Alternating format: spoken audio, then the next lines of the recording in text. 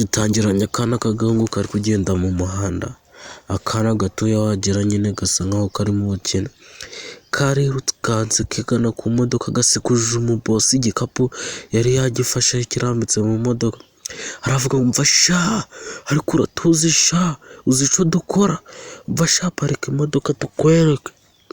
Kana ko kakomeje gutabaguriza, mwembwira ico nishakira ni amafaranga, mwensakoreza ibindi muzaje kubibaza iyo.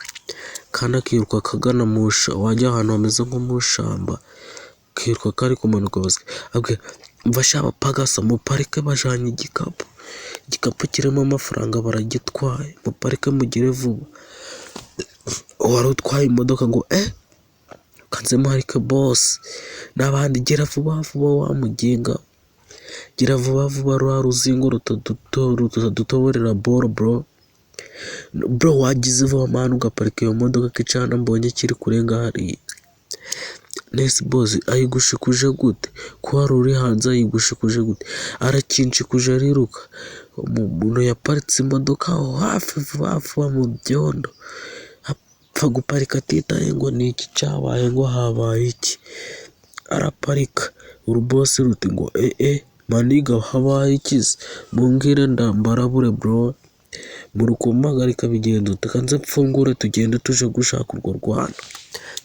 Ibizingo by'iminsi bisigaye byarigize ashwi, bakinguriye inzugi rimwe bavamo bihuse cane, bavamo bari kwiruka kubuta urugi, umubosi ahita senguruka imodoka vuba vuba arakinga, aravuga ati tugiye kugabagaba inzira buri wese aracukwe.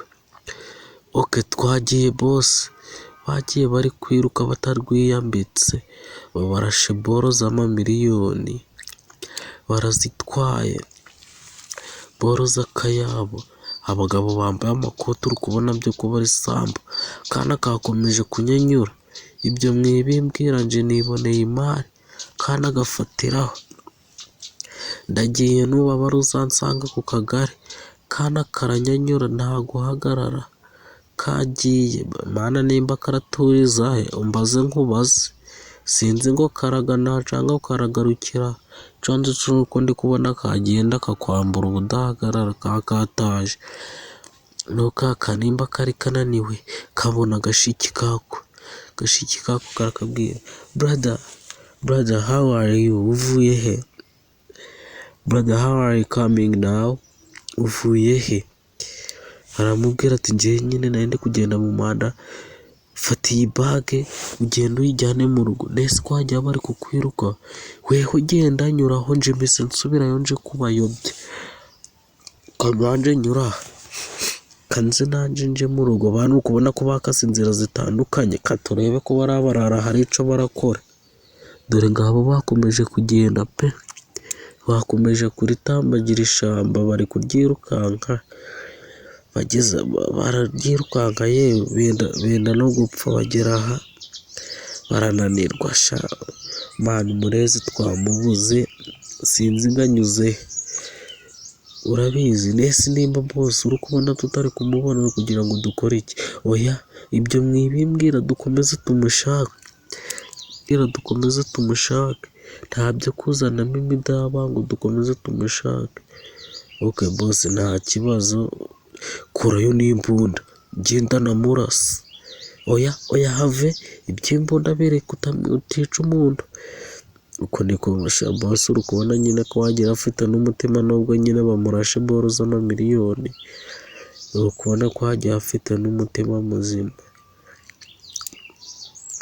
Kumbe ikigabo dore ukuntu kiri kwitegereza, ikigabo kirareba carabirindutse kibona kana kumbe munsi ya senyenge ngako disi we kagiye. Boss nje ndamubonye nguriya mubonye ari gukata hariya boss, kurikira hariya natwe kaduce hano turahurira imbere, kandi hatagira n'umwe utandukana n'undi, dukomeze tugende. Ikindi kibika imbunda, ariko boss nubwo mumbujije gufata imbunda njye nari guhita mushonesha nyine, nari guhita nanamurasa. Twihute ibyo tubireke tuje kumureba.